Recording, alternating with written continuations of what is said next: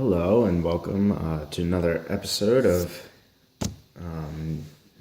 me talking watches. I just wanted to update everybody on my little Seiko collection I now have going. I recently acquired a total actually of 3 new Seiko automatic watches. The third new one is not here yet. But this is a little video telling you about my new purchases and a little bit about them and just updating everyone on my watch collection as of now. So I think currently I have 20 watches now. 9 of them I believe are solar powered, and out of those 9, 8 of them are Citizen watches, and then I have one Casio G-Shock that's solar powered and atomic. But besides that one Casio, the rest are all Citizen Eco Drive, meaning quartz watches with a solar panel for the dial, for the face of the watch, and that solar panel converts light, natural and artificial light, into energy that powers a rechargeable battery. So I have 8 Citizen watches that are solar, and then one Casio G-Shock that's solar. And then the rest are quartz, save these 3 soon-to-be 4 watches you see here. The 2 on the outside here, the Seiko first generation Orange Monster, and then a Seiko 5, both run on the 7S26 movement. My Orange Monster here runs on the regular 7S26 movement, and the Seiko 5 that I picked up recently here runs the 7S26B movement. And then in here, the middle here, this is the Seiko SRP587. It's also nicknamed the Seiko Mohawk due to this raised bezel that goes, this part of the bezel here goes from 12 to the 12 o'clock mark to 0 to the 20-minute mark. So it's nicknamed the Mohawk because of that appearance that it has. And this movement that the Mohawk runs on is the 4R36 movement, so it has hacking and it has hand winding. The 7S26 that's in these 2 watches here has neither hand winding nor hacking. So it's, you set it and you wind it, or you put it on the winder, and whatever time it has when it first starts up is the time that it'll have until it stops running, in which case you can then reset it. And I have a 4th watch coming. It is the Seiko, the 4th Seiko watch incoming, and it's the Seiko SKX171. So similar to the SKX007 or 009, or maybe even the Turtle. It's in the same vein as those watches. It is an SKX, but it's the SKX171, which I believe just has different dimensions than the regular 007 or 009. So that also, this new watch that I'm getting, the SKX171, has the 7S26 movement, but it also, interestingly enough, it's been modded to look like a Submariner.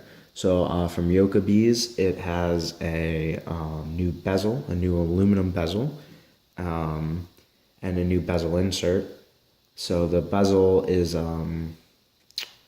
very, very similar to the Submariner bezel, and the insert was made to look like a Submariner. And then it has Yokobees hands that are Mercedes hands.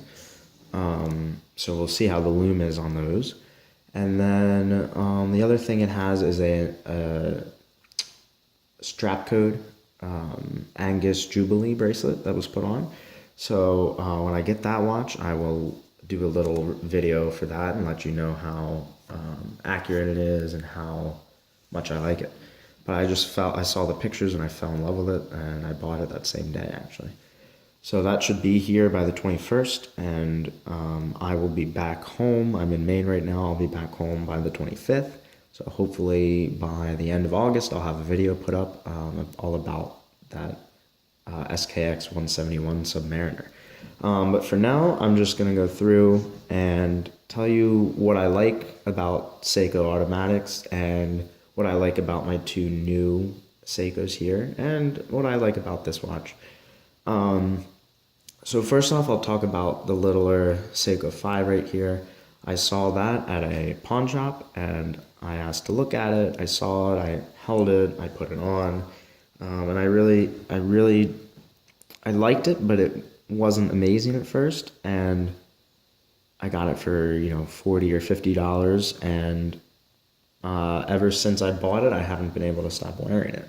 So I really like it, and it keeps fairly decent time so far. I think it's, let me try to pull up the regular time here. Oh. I'm recording on my phone, so we'll see if I can get the time.gov website to work for you real quick, so I can check the accuracy against the exact time.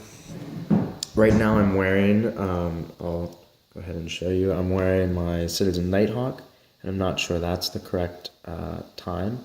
So I'm going to check against the exact time and let you know. I put it on this $20 Super Engineer bracelet. It has screw-in links, link pins, which is actually, and for the price, for 20 bucks, it was not a bad purchase at all. It doesn't look like, it looks sort of like the strap code one, the Super Engineer, but that one's $70, or the Miltat one, and this one was $20. So for $20, and to have screw-in link pins and everything like that, that's a great deal in my opinion. Okay, it looks like my laptop is not working. So I think from what I remember earlier, before I started this video, this watch was running a little bit fast. This watch, which I set maybe 2 or 3 days ago, is running 25 seconds fast, and I just started my Orange Monster back up, so that's keeping, theoretically perfect time for right now. So my SRP587, my Mohawk, I'll call it from now on, the Mohawk was running very fast when I got it. I ordered it from Joma Shop. It was running very fast. I think it has settled down a little bit now. I haven't worn it too much because I'm away from home and I'm doing active things up here in Maine, and I didn't want to ruin it. So as soon as I got it, I kind of just set it and wound it and then put it in my watch box, and I just wind it up a bit every morning to keep it going. But I've really worn, since I've got this watch, I got it maybe a week ago now. Since I got it, I've been wearing it every day, and I love it. I actually dropped it once. I was sad, but it's held up. I mean, it's gotten scratches in it from that, but it still looks great. So back to this Seiko here, the Seiko 5. It has a very vintage feel and look to it. I'll bring it closer to the forefront here so you can see. The bracelet, I'll say, has solid links. There we go. So the bracelet has solid links to it. It's the original Seiko 5 bracelet. The end links where it goes into the lugs are not solid, but for $50, and to have solid links, it was a great buy. And then the indices have a little bit of gold in them, and the Seiko 5, the Seiko and the 5, the Seiko 5 logo is applied, as well as all of the indices. And there's a little lip around the day-date window, and that is also gold. And then I'll turn the watch to the side. The crown is gold as well. So there you can see the links are all solid. And if we go back here, I'll go ahead and, if you go back there, you can see that the end links are not solid, but that's all right. And so it's a decent bracelet for on a $50 watch. And there you can see the 7S26B movement. I'm not exactly sure of the real difference between the 7S26 and the 7S26B movement, but I hear that they just improved upon the regular 7S26 movement there. You can see, if you can see that, the rotor is engraved and it says Seiko Time Core down there, and then it says 7S26B, 21 joules. And there you can see the mainspring there, and all the internal gears and everything. There's some nice things going on there. Going back to the front of the watch, like all Seiko 5s that I'm aware of, it has a mineral crystal. It is water resistant, but it's only to about 30 meters, so I would not take this watch in the shower. Back to the face of the watch, the dial, it has a little bit of like a railroad track minute marking going on there around the ring, that ring there on the bezel, or on the inside near the bezel there. The hands are also gold, including the seconds hand, and the hour and minute hand have gold around the outside and then lume on the inside. And it's actually really good lume. I will go ahead and turn the light off and see if you can see that lume.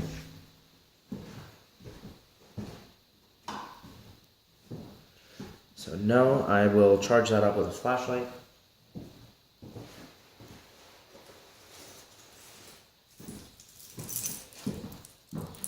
And I'm going to go ahead and just cover the camera lens up while I charge the lume.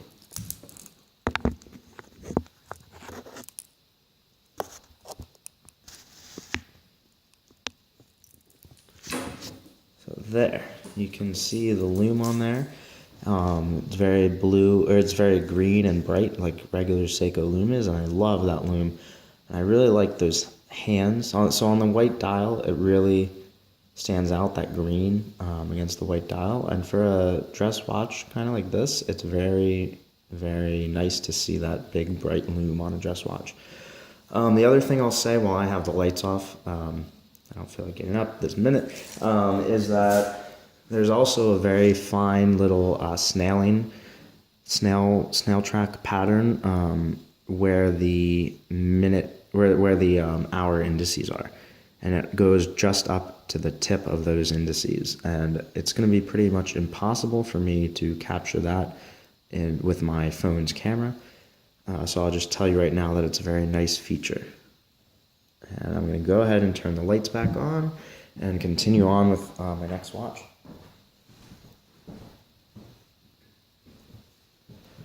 So I will also say that the look of it's very nice. It has a smaller, dimensions than you know, it's more of a vintage style, it's vintage sized watch, if you will. I'd put it at maybe 36 millimeters, maybe 38.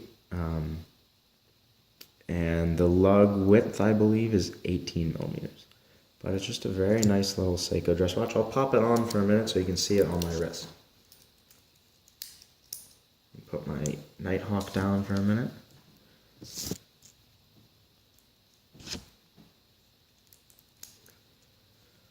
there it is on my wrist.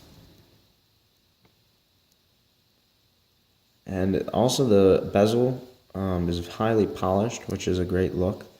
It's just very nicely put together watch. It sort of reminds me of the Rolex Milgauss, but you know, without the hefty price tag and the strong anti-magnetic properties of the Milgauss. But you know, it looks really nice. I'll go ahead and pick up the camera so you can see on my wrist better.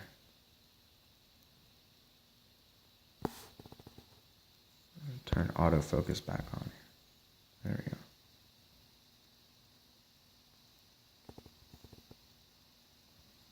And the bracelet is engraved with the Seiko 5 logo there. And it has an interesting chain look to the bracelet there. And it is also tapered, as you'll see. It tapers from 18 to about maybe 16 millimeters. But yeah. So it doesn't sit very high. The only thing I wish it had are jeweled lugs. And I'm thinking of replacing the stock bracelet with a Jubilee. So I'll let you know how that looks if I do end up getting one. Okay, so I'm going to take this Seiko 5 out of the mix just to be able to show you the other two here. So I'll bring both of them a little closer. Here's my Mohawk. And here's my Orange Monster. So I've already reviewed the Orange Monster. It's a great tool watch. I picked it up for 150 bucks.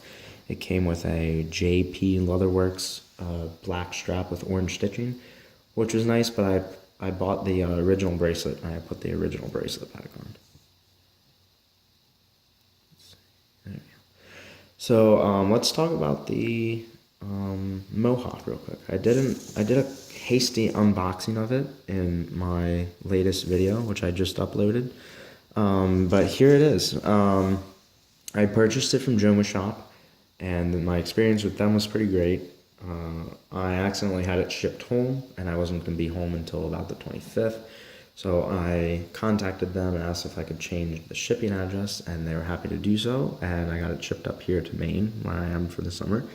And since I got it, I've really liked it so far.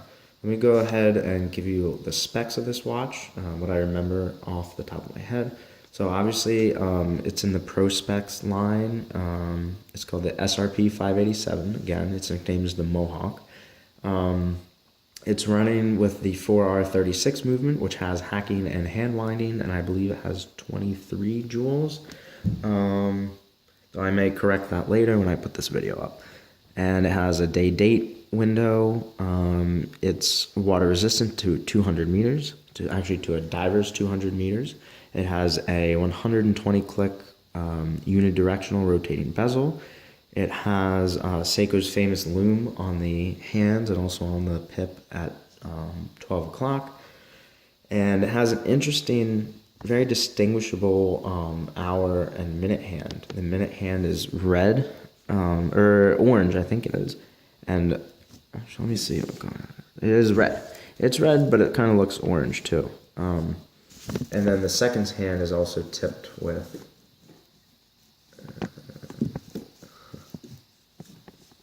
sorry. I'm gonna try to figure out how I have this. There, that'll work. Yeah, so the seconds hand and is tipped with red. Kind of looks like a reddish orange, and then the minute hand also has that same look to it. When you look real close, it is definitely red, but from further away, it can look orange. And just the shape of the minute and hour hand is very unique, and it's highly and easily distinguishable, which is really nice. And actually, all divers watches, certified dive watches, have to have that look. Have to have distinguishable minute and hour hands. So, and then the indices are very interesting. I really like the 12 o'clock indice right there. That's a very unique shape. And then the others, the 6 and 9 o'clock indices are also shaped very nicely. And then the others are just little dots, which are still nice. So there's a really good combination here of brushed and polished surfaces. This watch also has drilled lugs, which you can see here and there, so you can change the bracelet easily. And speaking of the bracelet, it's not the best bracelet I've ever come across, but it looks nice and it's comfortable and it's decent for a $200 watch. So the bracelet, being a diver's watch, it does come with a dive extension. So I'll go ahead and pop that out for you. So it has a very nice click and pop when you open it up, and it's just a simple dive extension, sort of like on the bracelet of my Orange Monster. And it is very distinct when you pop it out, so you know it's out. And again, it clicks in nicely again. So so the crown has a nice amount of knurling to it, so you can really grip. Let's see if that focuses. So you can really grip onto it easily. Sorry about this camera, it's really not the best on my phone. The bracelet's decent, it's engraved, it's signed. The buckle here is signed with the word Seiko there. If you can see, there it is. And then moving along, obviously the main feature of this watch is really that bezel here, how it has this raised part to it. You'll be able to see that, see how much it's raised up there. And some people won't like that, some people will really like it, and I think this is what sets this watch apart, and this is what made me really like it. The bezel is also very nicely machined here. It's not like a traditional like coin edge bezel like you'd find on a Submariner.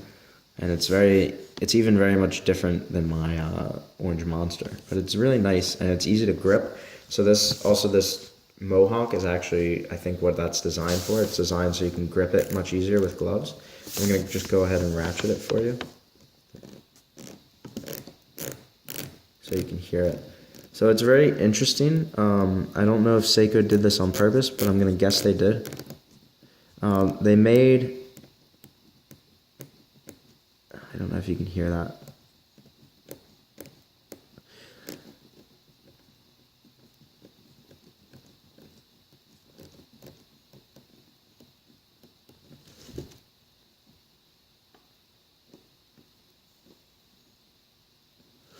I'm going to go ahead and just line it back up. There you go. So, I don't know if you could hear that, but the bezel, every second click, so every minute click,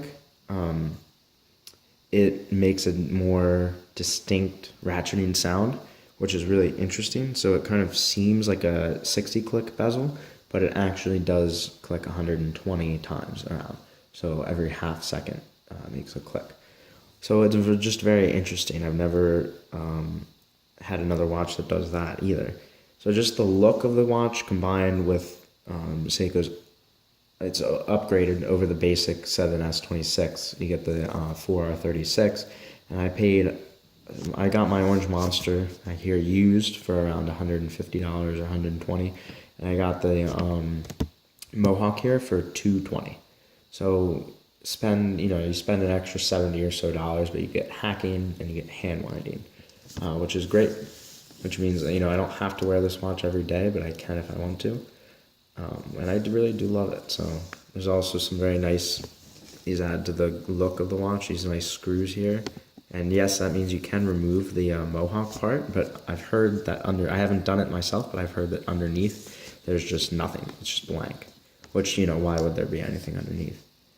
The crystal on this dive watch is mineral, like most Seiko dive watches. And the case back here, I'm just going to read to you what it says, because I don't think my camera will focus enough.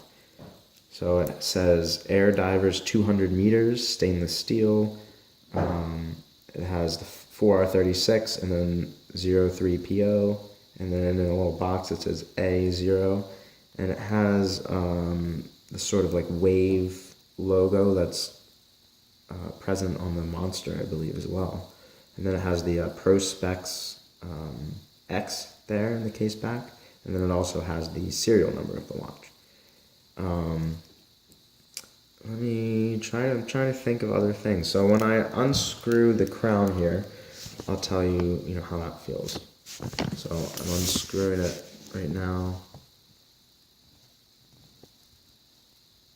I will say that it pops out with a very nice feel. So when you're unscrewing it, you know that it's unscrewed. And it does protrude quite a bit from the case of the watch, which I believe they did that because if it was more recessed into the case, it would be very hard to adjust and to unscrew with the Mohawk part in the way there. So, you unscrew it and then you can wind it. When I wind it, it has a very nice feel to it. There's definitely a little bit of resistance. You can really tell that you're winding the watch. And then when you pull it out, it clicks very distinctly to let you know that you've pulled it out with either one or two clicks. So I pulled it out one click, so that means I can adjust the day or the date.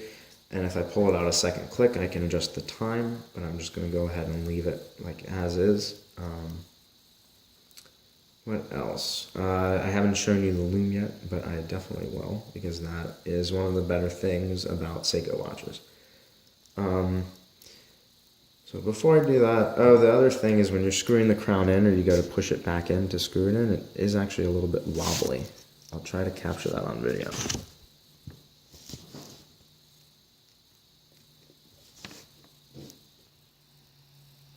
Yeah, you can actually see how wobbly the crown is. I'm not sure if that's something that's only wrong with this particular Mohawk, or if it's true of all the Mohawks, but I may contact Joma Shop and see what they say about that, or maybe Seiko. I'll talk to Seiko first and see if that's common or if it needs to be repaired. And if so, I think this, under Joma Shop's warranty, it's a year of warranty, and it's been way less than a year. I just got this, so I will contact them and see what they say about that. But it may also just be a little bit loose, so it is easier to screw back in.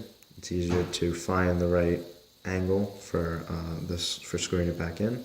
And there is a bit of resistance when you screw it in, even if it's all lined up, 100% correctly. There's still a little bit of resistance when screwing it back in, which isn't a bad thing. So let me blast this. I'll go ahead and blast this with my flashlight right now, and then I'll go turn out the lights.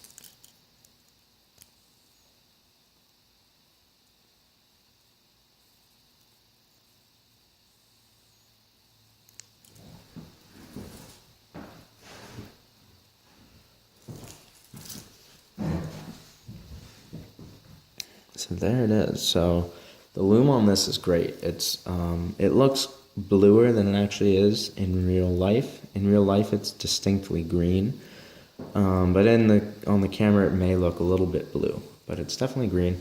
I love how they included lume on every indice. So even at the 3 o'clock indice where the day-date window is, there's a little bit of lume there, and then of course the pip here at 12 o'clock is lumed.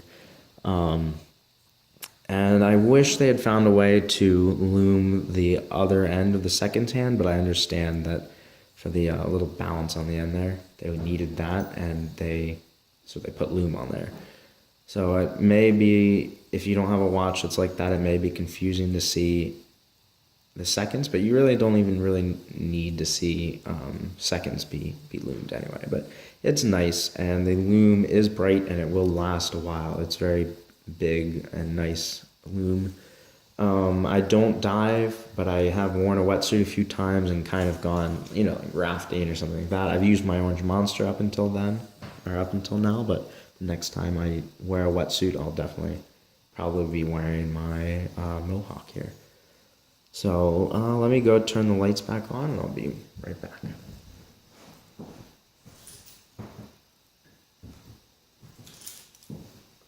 So let me just go ahead and bring all my watches together and give you a lume shot. So I will also just say, while I have all these watches here, I got my Orange Monster first, and I wish I had waited until the next generation of Monster that has that 4R36 movement. But I do really like my Orange Monster, and I wear it a lot. It's a great watch. So that being said, let me actually just lume up all these watches and flip the light back off and show you what they all look with lume on them.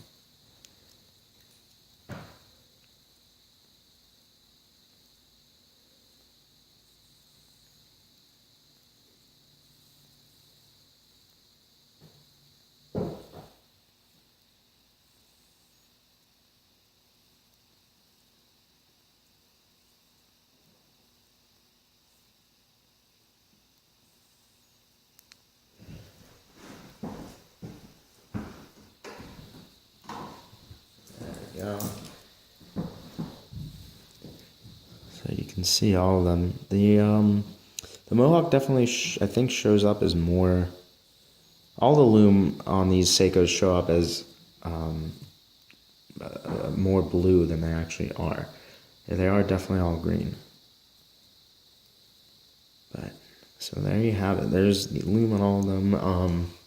And just to sum up what I've said, Seiko, I think, well, I don't know if I've actually said this, but Seiko makes a great automatic watch at really great prices, and I'm happy to be kind of in the Seiko fan club.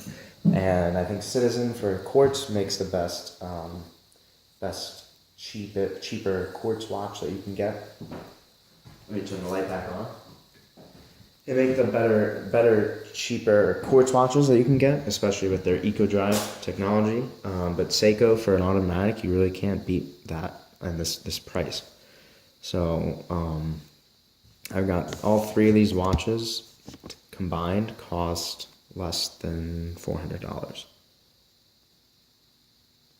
Yeah, or maybe about $400. for 3 nice automatic watches. So that being said, I have a 4th incoming, and I will make another video when I get my SKX171 Submariner. And I may actually end up selling my Orange Monster, because I'm gonna probably replace it with this, the Mohawk, and wear the Mohawk much more often. But it'll be a tough decision. I may or may not sell my Orange Monster, but we'll see. And then also I may end up modding the SKX further, so that it has the 4R36 movement in it. And if that does happen, I'll let you know how that goes, and I will be attempting to put one in myself if I do end up going that route. So yeah, thank you for watching. It's been fun. Until next time. And while I've got you guys watching here, I'm just going to go ahead and plug my line of wallets here. So I engraved a leaf, or kind of like thistle, into it. This is green leather. It's very nice. It's oil tanned, and I hand stitched the wallet myself. Maybe better viewed, with nice white stitching there. And then the wallet is a dark green. The cash comes out and unfolds like that, and you can individually take bills out without disturbing the rest of them, and you can kind of fan them out like that. See, it's open at the top, and I am selling these wallets, and feel free to drop me a message if you're interested in one. Yeah, I started leatherworking maybe 2 years ago. I've made some watch straps, some wallets, different styles of wallets, a belt. I'm making a backpack right now, actually, or a purse, maybe. So yeah, stay tuned for more of that. If they become very popular, I'll make an Etsy account potentially, and you could buy them from there. But for now, shoot me a message on YouTube here. Just leave a comment if you're interested in one, or interested in something made out of leather. Or you could also reach me by email at delpino, DELPINO, trumpet, TRUMPET, @gmail.com. And thanks again for watching, and stay tuned for my next video. Thanks, guys.